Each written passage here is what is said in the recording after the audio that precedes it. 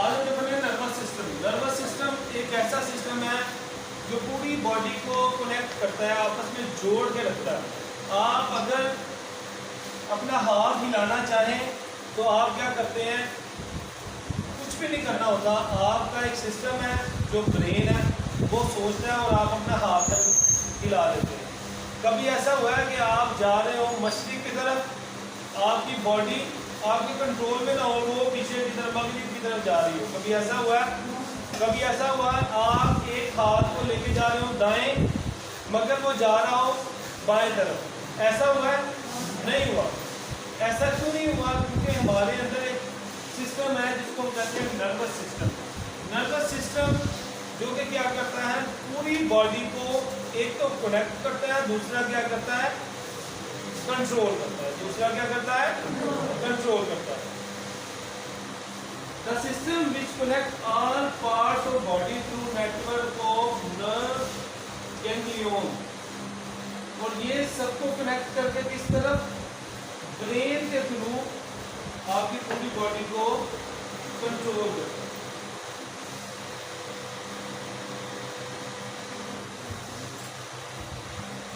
अच्छा, अब ब्रेन आपकी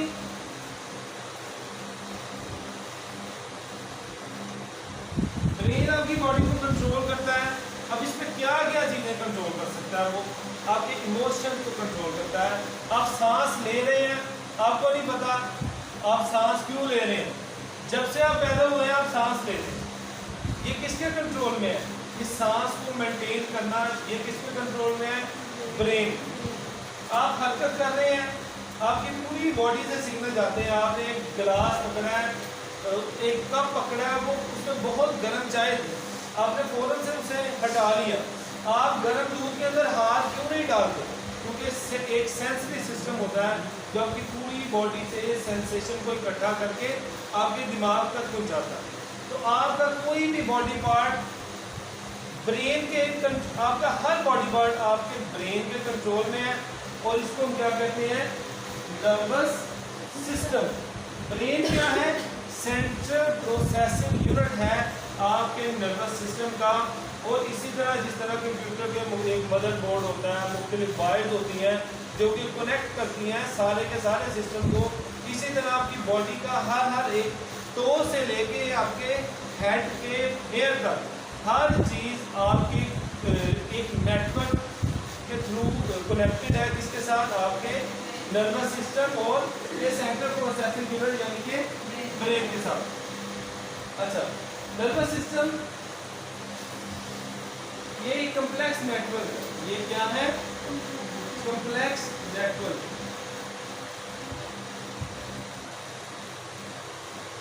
अब कुछ प्रिमिटिव जानदार हैं जिनमें नर्वस सिस्टम सिर्फ और सिर्फ एक गैंग्लियन पर मुश्तमिल होता है, एक नर्व का इंटेंगल्ड गुच्छा सा होता है, उस पर मुश्तमिल होता है। जैसे हाइड्रा या जेलीफिश। जेलीफिश के अंदर क्या होता है, उसमें नर्व फाइबर्स होते हैं और वो किसी सेंट्रल प्रोसेसिंग यूनिट के कंट्रोल में नहीं होते। टेंटिकल्स होते हैं जिनके अंदर नर्व फाइबर्स होते हैं।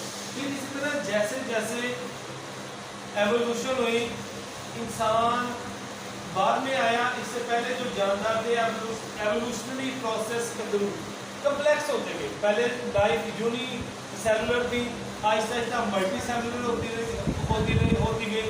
उसके बाद पहले यूकैरियोटिक थे, उसके बाद पहले प्रोकैरियोटिक थे, उसके बाद यूकैरियोटिक। तो उनमें नर्वस सिस्टम डेवलप होता गया।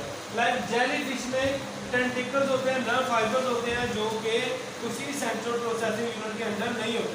हाइड्रा के अंदर गैंग्लियन होता है सेंट्रल, जो नर्व फाइबर के थ्रू कनेक्ट करता है पूरी बॉडी को। इसके बाद आता है ह्यूमन, इंसान।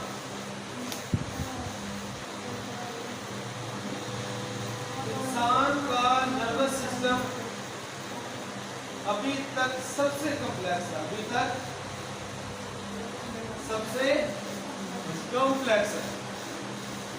अब नर्वस सिस्टम के पार्ट्स क्या है? पहले तो नर्वस सिस्टम की जो डिवीजन है ना,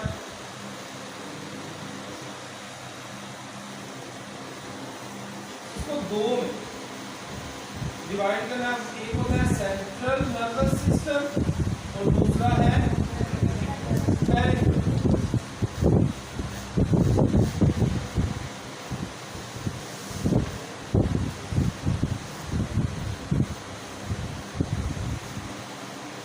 क्यों नहीं होता जेलीफिश के अंदर?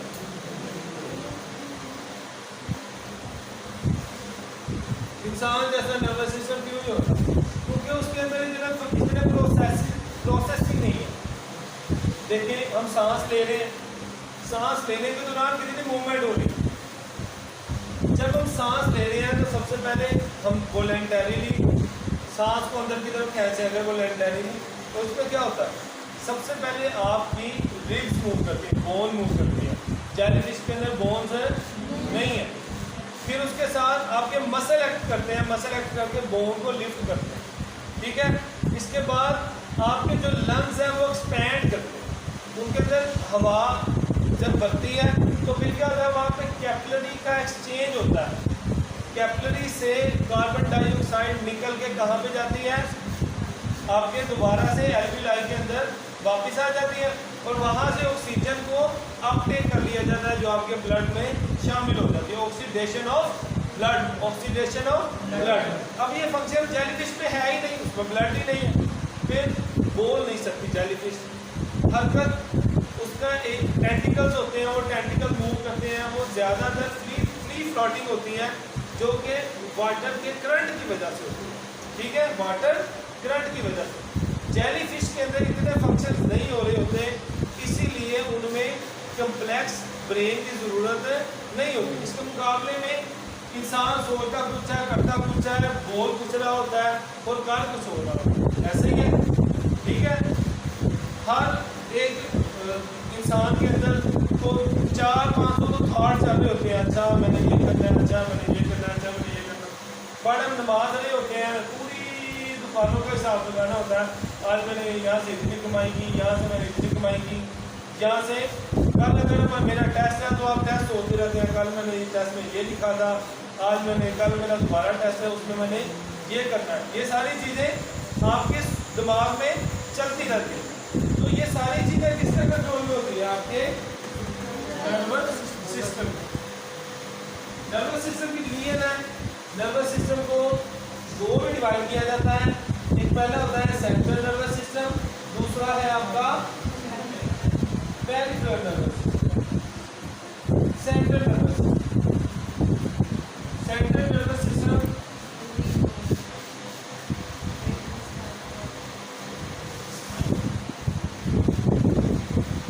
Spinal cord, brain and spinal cord. Brain क्या है? ये central processing unit of body है, आपकी बॉडी का बेटा आवाज है किसी की, सेंट्रल प्रोसेसिंग यूनिट।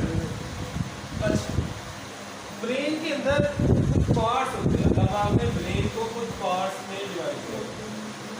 3 पार्ट्स हैं, फोरब्रेन, मिडब्रेन, हाइंडब्रेन। फोरब्रेन के आगे 3 पार्ट्स हैं, सेरेब्रम, थैलेमस, हाइपोथैलेमस। मिडब्रेन के टेक्टम, टेगमेंटम और हाइंडब्रेन के cerebellum, pons and medulla oblongata. Medulla oblongata से ब्रेन की एक्सटेंशन आती है, जिसको जो रीढ़ की हड्डी में ट्रैवल करते हैं, जिसको हम कहते हैं स्पाइनल कॉर्ड, जिसको क्या ये सिलेंड्रिकल बॉडी होती है। और बॉडी के जितना भी नर्वस सिस्टम के जो जितने भी स्पाइनल नर्व हैं वो पहले पैगाम लेके स्पाइनल कॉर्ड में जाती है, स्पाइनल कॉर्ड में ट्रैवल करके फिर हायर सेंटर यानी कि ब्रेन में पहुंचती है। आगे पेरिफेरल नर्वस सिस्टम है, peripheral nervous system cranial and spinal nerves पर मुश्किल होता है, क्रेनियल एंड स्पाइनल नर्व्स पर मुश्किल होता है। जो क्रेनियल नर्व्स हैं ये डायरेक्ट आपके ब्रेन से निकलती हैं, ये 12 पेयर्स होते हैं, 12 पेयर्स, 12 जोड़े, यानी कि 12 एक साइड की, 12 दूसरी साइड। और जो स्पाइनल नर्व होती है ये 31 पेयर्स है, 31 जोड़े होते हैं, 31 एक साइड पे, 31 दूसरी साइड। जो क्रेनियल नर्व है इसको हम आगे डिटेल में पढ़ेंगे, पहले इनके हम नाम पढ़ लेते हैं। पहली है ओल्फैक्टरी, दूसरी ऑप्टिक, तीसरी ओक्यूलोमोटर, ठीक है, O3 ओल्फैक्टरी, ऑप्टिक ओक्यूलोमोटर। उसके बाद आता है ट्रॉक्लियर ट्राइजेमिनल, थर्ड ट्राई।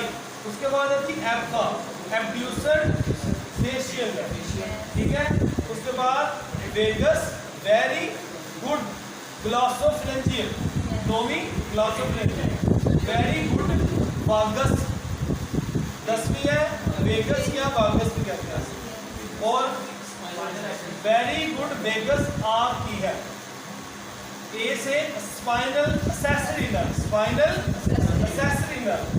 और 12वीं हाइपोग्लॉस, ठीक हो गया। ये 12 नर्व हो गई। 31 स्पाइनल नर्व है। इनमें से किसी नर्व का कोई नाम नहीं होता, किसी नर्व का कोई नाम नहीं होता, मगर ये नर्व्स निकलती हैं। अगर ये स्पाइनल कॉर्ड है तो स्पाइनल कॉर्ड से 4-5 नर्व रूट मिलके एक बड़ी नर्व बना लेते हैं, एक बड़ी नर्व बना लेती हैं, जिसे हम क्या कहते हैं, लाइक हमारी बॉडी के अंदर रेडियल नर्व है, जो रेडियल साइड पे ये इस साइड पे होती है, एक्सटेंसर साइड ऑफ हैंड। अब ये हैंड एंड फोर आर्म। अब ये क्या करती है, इसकी जो नर्व रूट होती है C6, C7, C8 and D1 होती है, ठीक है। इसी तरह शियाटिक नर्व होती है, सबसे बड़ी नर्व होती है बॉडी के अंदर, कितनी मोटी होती है, ठीक है। अब ये जो नर्व है ये किससे मुश्किल होती है, ये L4, L5, S1 तीन जो है ना, इनका ये मुश्किल होती है। जो नर्व रूट है स्पाइनल कॉर्ड से हर वर्टिब्रली के लेवल पे एक स्पाइनल नर्व निकलती है, C1, C2, C3, C4, C5, C6, C7, C8 and D1। अब ये C5, C6, C7, C8 ये मिलके ये नर्व का एक गुच्छा बना रही है, जिसको हम कहते हैं ब्रेकियल प्लेक्सिस, जिसको हम क्या कहते हैं, ब्रेकियल प्लेक्सिस। इसी तरह जो नीचे वाली नर्व है L3, L4, L5, S1, ये L4, L5, S1 ये मिलके एक गुच्छा बना लेती है, जिसको हम कहते हैं लंबर प्लेक्सिस, जिसको हम क्या कहते हैं, लंबर प्लेक्सिस। अच्छा बेटा जी, एक आपकी बुक में चीज लिखी हुई है, वो कह रहा है पेरिफेरल नर्वस सिस्टम में वो बता रहा है एफरेंट नर्व फाइबर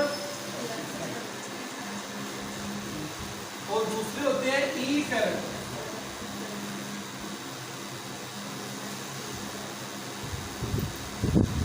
इसको याद करने का बहुत ही आसान तरीका है, एफरेंट आने वाले, एफरेंट आने वाले। ये वो नर्व फाइबर्स हैं जो पूरी बॉडी से पैगाम लेके आपके स्पाइनल कॉर्ड या ब्रेन में पहुंचते हैं, स्पाइनल कॉर्ड में पहुंचते हैं, इनको क्या कहते हैं, एफरेंट आने वाले। और इफरेंट क्या होते हैं, जो ब्रेन या स्पाइनल कॉर्ड से पैगाम आपकी पूरी बॉडी में पहुंचाते हैं। कोई कंफ्यूजन इसमें, ठीक है। एफरेंट का मतलब होता है टू वर्ड्स स्पाइनल कॉर्ड, जो पैगाम को कैरी करके स्पाइनल कॉर्ड की तरफ लेके जाते हैं। और इफरेंट क्या होते हैं, जो अवे फ्रॉम, जो पैगामात को लेके स्पाइनल कॉर्ड से दूर लेके जाते हैं बॉडी में। कोई confusion no. Autonomic nervous system ये दो में मुश्किल होता है, एक सिंपैथेटिक और sympathetic nervous system, parasympathetic nervous system. आप जा रहे हो रात को गली में, पीछे से डोगी लग जाए आपके, तो क्या होगा, सबसे पहले आपके दिमाग में एक कुत्ते की आवाज आई, उसके बाद क्या होगा, आपके दिल में फियर बैठना शुरू हो जाएगा क्योंकि ये मुझे काट ना ले। जब फियर आपके अंदर एक्टिव होगा, फिर आपके क्या होंगे, आपके जो मसल हैं उनके अंदर आपकी ब्लड सप्लाई ज्यादा हो जाएगी, फिर आप भागना शुरू करेंगे। तो ये sympathetic nervous system emergency situation में एक्टिव होता है। इसमें एक्टिव होता है इमरजेंसी सिचुएशन, फ्लाइट जब आप डर जाए, फ्लाइट जब आप मुशक्कत करें, और जब आपने लड़ना हो, फ्राइट, फाइट एंड फ्लाइट। जी बेटा, ये भी पूछ लो क्वेश्चन। वो पैरासिम्पैथेटिक नर्वस सिस्टम ये रेस्ट की हालत है। आपको लड़ाई हो तो आपका सिम्पैथेटिक नर्वस सिस्टम एक्टिव होता है, और जब लड़ाई बंद हो जाए तो आपका पैरासिम्पैथेटिक नर्वस सिस्टम एक्टिवेट होता है। पैरासिम्पैथेटिक नर्वस सिस्टम के अंदर कुछ काम होते हैं जो आपको रूटीन में करने हो रहे हैं, आपको पता नहीं चलता, ठीक है। लाइक यूरिनेशन, आप यूरिन के लिए करने के लिए जाते हैं तो उस वक्त आपका सिस्टम एक्टिव होता है पैरासिम्पैथेटिक, जो कि क्या करता है। और सिम्पैथेटिक नर्वस सिस्टम कब होता है, जब आपको हमदर्दी की जरूरत होती है। हमदर्दी ये आपकी बॉडी आपके साथ करती है, आपको तैयार करती है आगे आने वाले खतरात के लिए। फाइट, फ्लाइट एंड फ्राइट, कोई कंफ्यूजन इसको